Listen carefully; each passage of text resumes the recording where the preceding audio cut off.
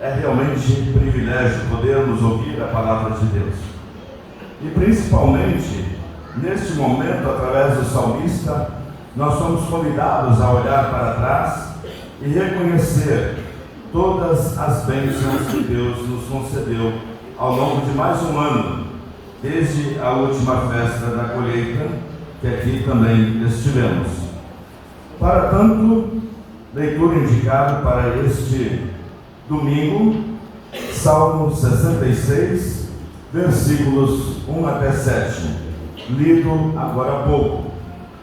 Nós queremos destacar, além do versículo que eu destaquei ontem, também o versículo 3, que diz assim: digam isto a Deus, que tremendos são os teus feitos pela grandeza do teu poder.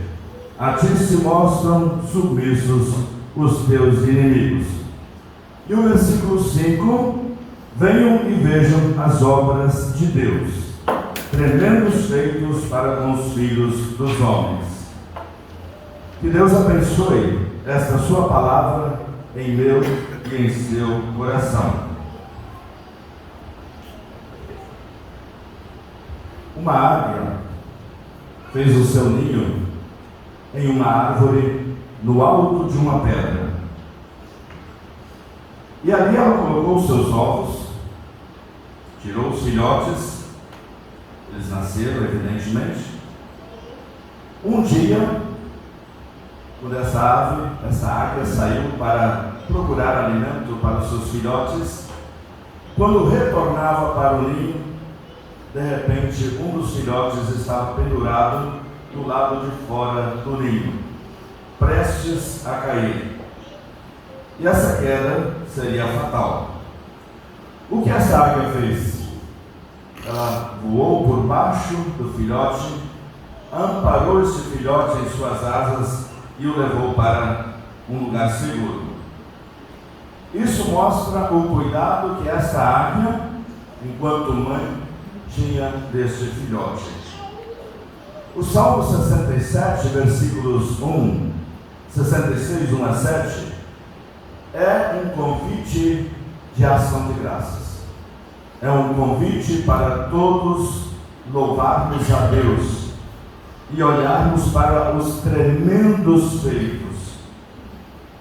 Acho muito interessante esta palavra, tremendos feitos, coisas extraordinárias que Deus tem feito pelos seres humanos. É um salmo que nos convida para cantar, nos alegrar, agradecer e servir a Deus. O interessante é que esse salmo, ele começa convidando todo o universo, as pessoas do mundo inteiro, para louvar a Deus. E isso mostra que a graça de Deus é para todos. Mas, especificamente aqui, o salmista depois diz que também uma única nação se destaca e deveria, neste momento, louvar a Deus. Trata-se do povo de Israel. E a razão do salmista fazer essa restrição, podemos dizer assim, para convidar apenas essa nação, o Egito, ou os egípcios, desculpem, os israelitas para esse momento, é porque eles tiveram uma experiência extraordinária. E para isso Deus fez coisas tremendas, como diz a Bíblia. O salmista leva eles a olharem para anos atrás, para muito tempo atrás, e então, retornando para o passado, ele diz: vocês atravessaram o Mar Vermelho e também o Rio Jordão em terra enxuta. E ninguém melhor do que vocês agora sabe o quanto é tremendo o cuidado de Deus, o quanto é grande o cuidado que Deus tem por vocês. É como se o salmista dissesse assim: olha, povo de Israel, ninguém viveu o que vocês viveram. Vocês atravessaram com seus próprios pés em terra enxuta o mar que se abriu o rio que se abriu, e assim puderam passar de um lado para o outro.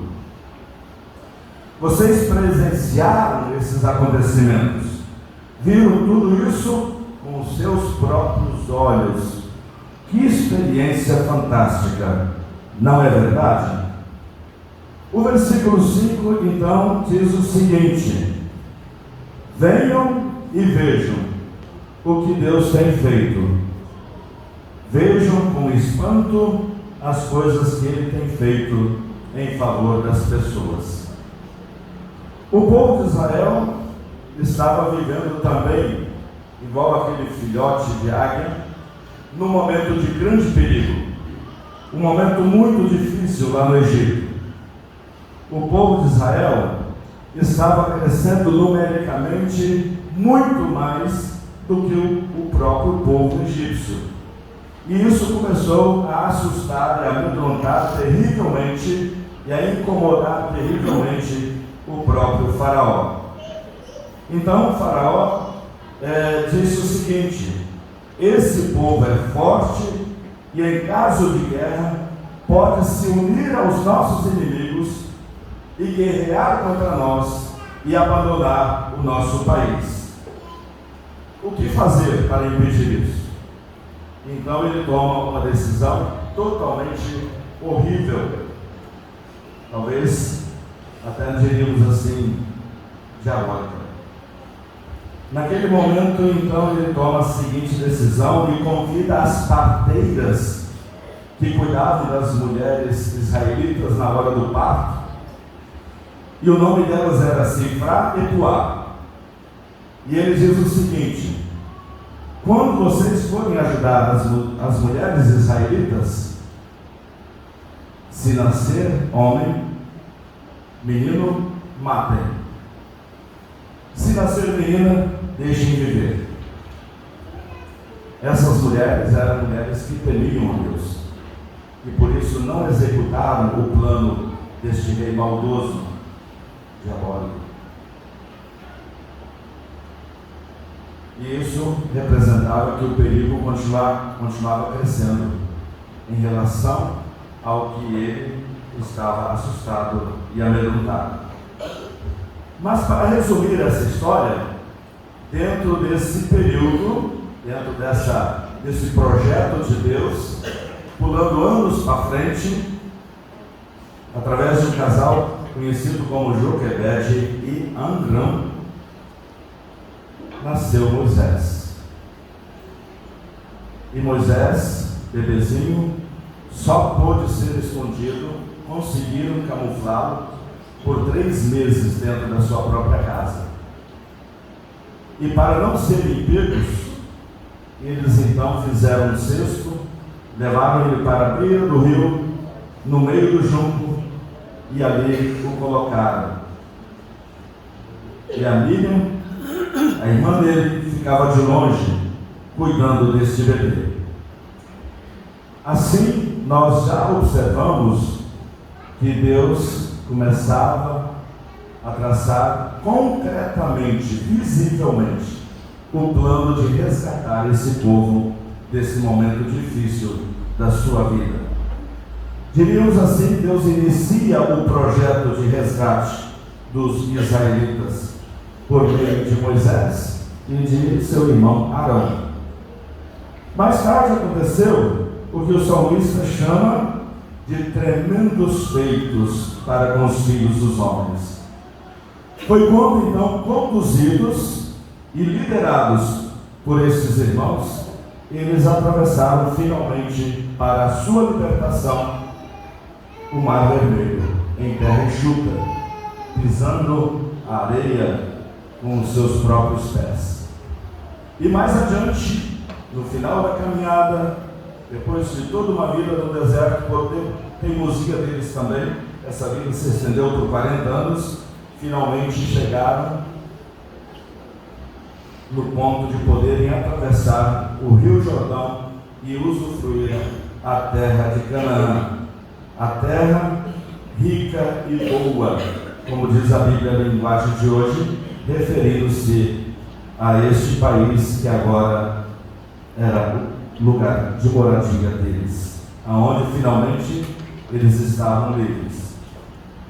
E diante disso, meus irmãos, olhando para tudo isso que o povo viveu, para todas essas dificuldades que eles passaram, nos perguntamos: será que nós hoje, olhando para as nossas vidas, para as nossas famílias, para o nosso trabalho, para aquilo que Deus nos concedeu, nós vamos também dizer: Deus fez coisas tremendas por nós, Deus fez coisas maravilhosas por nós?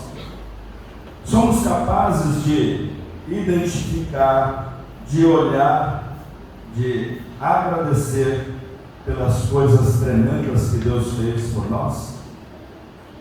Pensem só nesses últimos 3 anos, 2020 para cá.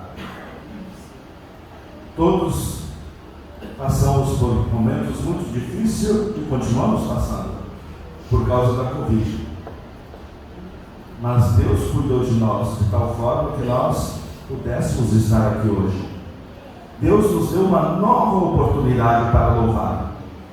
E nós realmente viemos com o coração agradecido? Ou será que, infelizmente, como acontece com a grande maioria das pessoas, a cobiça, a avareza, o orgulho não permitem que nós nos alegremos com os grandes feitos de Deus? E então, em vez de agradecer a Deus, nós nos tornamos pessoas arrogantes, egoístas e principalmente autossuficientes, e nos julgamos independentes, como se não precisássemos mais de Deus, como se Deus agora pudesse ser abandonado, descartado. Eu vou pedir para colocar aqui na projeção a estrofe do hino 178 do nosso cenário. É uma das estrofes que, quando eu olhei bem de perto a letra deste hino, ele tem uma mensagem sensacional dentro desse contexto aqui. Vamos dizer juntos? Vamos lá. Lembrai-nos, Senhor é Deus, seu nome adora terra e céus. Não és teu próprio Criador, pois tudo deves ao Senhor. Olha essa parte final. Não és teu próprio Criador. Como é que continua? Pois tudo deves ao Senhor. Vocês imaginaram aquele filhote caindo do ninho? Se a águia não passasse por baixo? Vocês imaginaram o povo de Israel passando por aquele momento dificílimo, se Deus não tivesse ouvido as suas orações? Vocês já pensaram se Deus não tivesse nos colocado de pé hoje?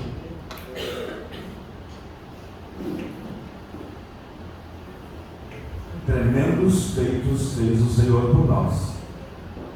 Por isso nós estamos alegres. Por isso nós queremos agradecer. Meus irmãos, não reconhecer isso, ser arrogante, egoísta, achar que somos independentes de Deus, isso traz sobre nós o justo castigo de Deus. Traz sobre nós a morte temporal e a condenação eterna. Por isso, nós vamos de novo olhar para o Salmo. E o Salmo faz novamente com que a gente olhe para os feitos de Deus. E olhando para os feitos de Deus, através da mensagem lida, mensagem transmitida, nós vamos dizer: realmente eu tenho sido ingrato. Eu peço a Deus para transformar o meu jeito de pensar, o meu jeito de crer, o meu jeito de viver, para ser também uma pessoa que vai ver os grandes feitos de Deus, enxergar, perceber os grandes feitos de Deus por nós. E Moisés faz isso. Moisés olha para trás e ele diz o seguinte: os egípcios nos maltrataram e nos obrigaram a fazer trabalhos pesados. E olha o que ele diz: então oramos pedindo socorro ao Senhor, o Deus dos nossos antepassados. Ele nos atendeu e viu a nossa aflição, a nossa miséria, e como éramos perseguidos. Com a sua força e com seu poder, ele fez milagres, maravilhas e coisas espantosas. Ele nos tirou do Egito e nos trouxe até esta terra que nos deu, uma terra boa e rica. Deuteronômio 26, 6 a 9, na Bíblia Linguagem de hoje. Com certeza, olhando através deste texto bíblico, nós vamos voltar também no tempo e dizer: o ano passado eu pedi a Deus que Deus mandasse chuva, que Deus providenciasse para que eu tivesse uma boa colheita, para que a minha lavoura produzisse e que eu tivesse também bons preços. Talvez não aconteceu exatamente como nós pensávamos, mas certamente Deus não deixou de nos abençoar. Deus cuidou e Deus também ouviu a nossa oração, como ouviu a oração do povo de Israel. E como resposta a esse amor de Deus, o povo de Deus serviu a Deus e serviu com muita alegria. E diz o texto: e agora, ó Senhor Deus, eu te ofereço a primeira parte das colheitas da terra que me deste. São palavras de Moisés em Deuteronômio 26, versículo 10. Deus também fez algo grandioso por nós. Além de tudo que Ele nos deu para o nosso viver diário, Ele ainda nos concedeu o maior presente. Ele nos deu Jesus Cristo, aquele que deixou os céus e veio para estar entre nós. Deu a sua vida numa cruz, para que eu e vocês, toda a humanidade, fôssemos resgatados do pecado e pudéssemos ser feitos filhos de Deus, comprados com seu santo e precioso sangue, para servi-lo com muita alegria e sempre ser submisso à sua vontade, ou seja, vivendo segundo a sua vontade. Olhando para trás, nós vamos dizer assim: Senhor, eu quero agora, daqui para frente, se não fiz antes ainda, mas daqui para frente, eu quero te servir com a minha vida, com os teus dons, tempo e ofertas. Quantos dons tem uma igreja, né? Quantos dons temos aqui? Eu estou olhando para um desses aí. Teve uma menina que estava em pé e ficou só olhando assim. É a filha. Eu não sei se ela estava encantada com o pai ou se estava encantada com o hino. Mas, se ela pensou em você apenas como pai, nós fomos adiante. Nós pensamos em você tocando. Dons Deus nos deu para servir. Dons Deus deu para que nós pudéssemos usar em todos os momentos e nunca guardá-los, nunca escondê-los. Às vezes a gente olha para uma congregação, a gente diz: a nossa paróquia tem realmente muito leite escondido, né? Mas, olhando para o salmista, nós vamos dizer: todo esse leite vai ser usado agora para que o reino de Deus cresça entre nós. E foi nesse sentido que Lutero então disse o seguinte: Deus deseja que lhe demos toda a honra de agradecer por todos os seus benefícios. Na verdade, deveríamos fazer isso com gosto, com boa vontade, pois trata-se de algo que não exige muito esforço e trabalho. Pois quanto custa voltar-se a Deus para dizer: Senhor, Tu me deste, pés, mãos, olhos, isso e mais aquilo. Agradeço-te do fundo do coração, pois são dádivas que recebi de ti.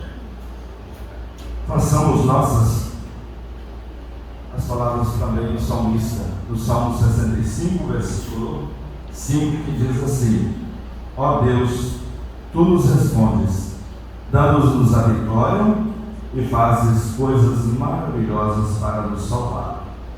Os povos do mundo inteiro, até os mares distantes, põem a sua esperança em ti.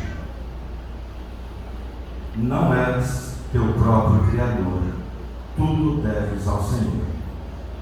Amém.